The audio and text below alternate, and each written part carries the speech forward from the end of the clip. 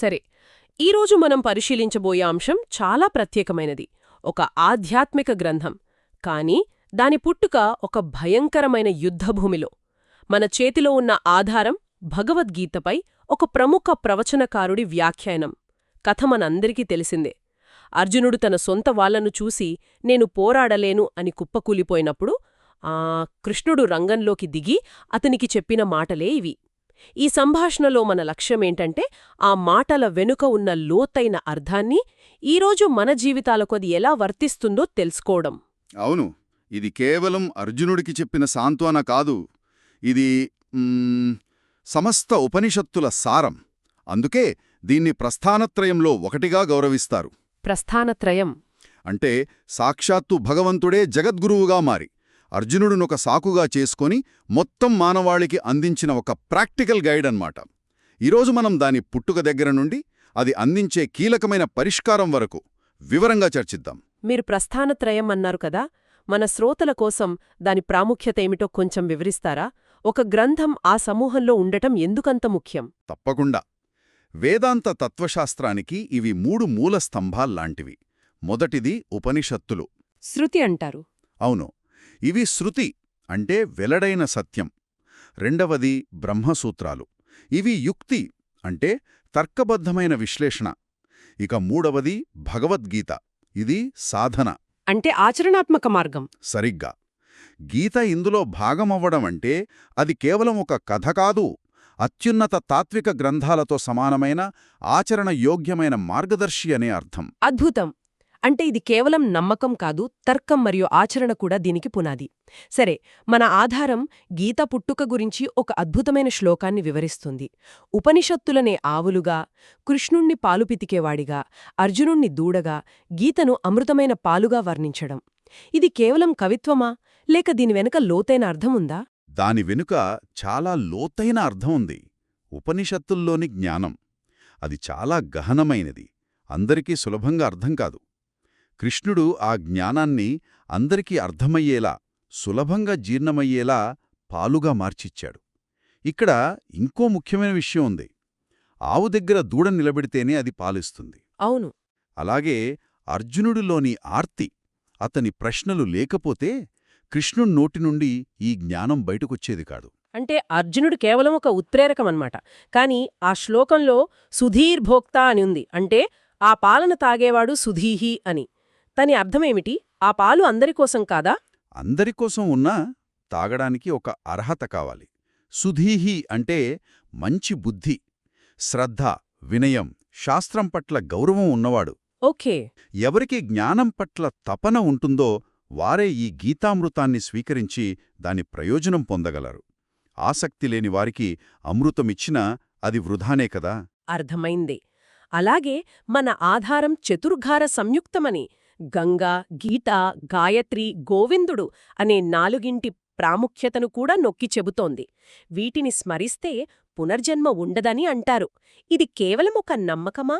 దాన్ని ఒక ఉపమానంగా చూడాలి. గంగలో స్నానం చేస్తే పాపాలు పోతాయని నమ్మకం. అది భౌతికమైన శుద్ధి. బహుశా దాని ఫలితం వచ్చే జన్మలో ఉండొచ్చు.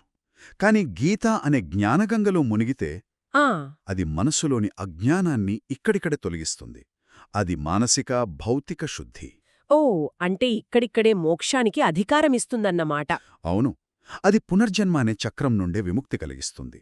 ఎందుకంటే అది సాక్షాత్తు భగవంతుని నోటి నుండి వెలువడిన జ్ఞానం. ఈ పునాది గీతకు ఉన్న అధికారాన్ని, దాని ప్రాముఖ్యతను స్పష్టం చేస్తుంది. సరే, ఇప్పుడు మనం ఆ అసలు ఘట్టంలోకి వెళ్దాం.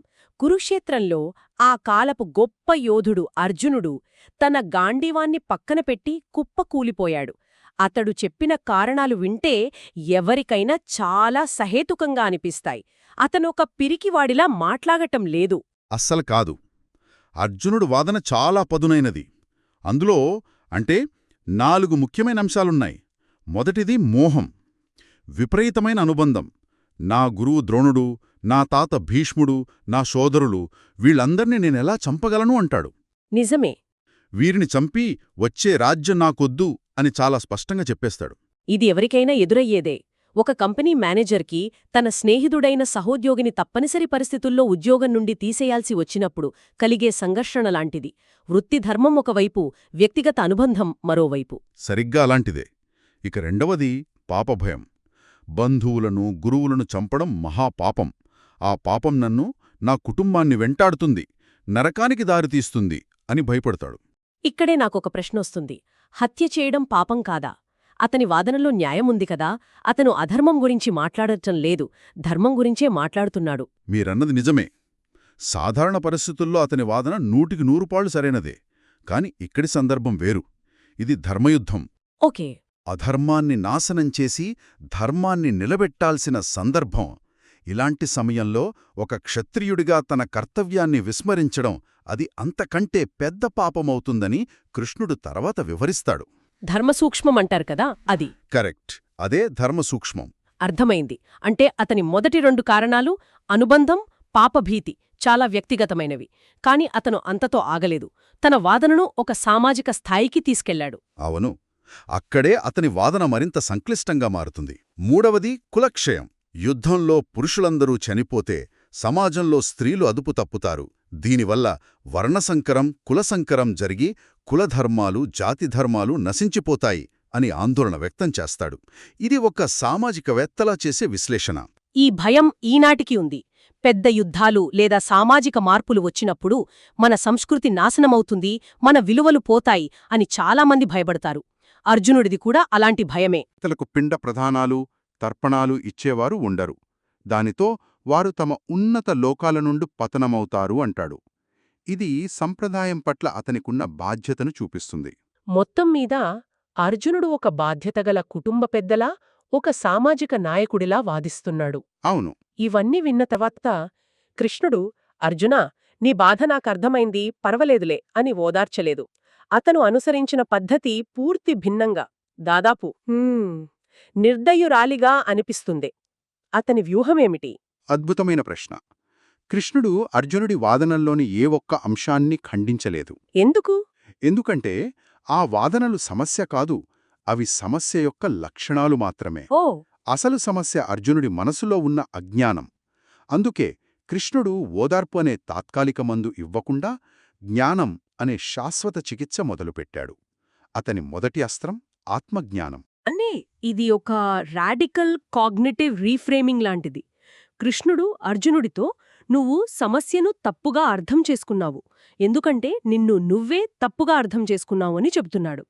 ఇది ఆధ్యాత్మిక ఉపదేశం కంటే ఒక హైస్టేక్స్ థెరపీ సెషన్లా అనిపిస్తోంది. నిజానికి అదే కృష్ణుడు చెప్పిన మొదటి అతి ముఖ్యమైన విషయం.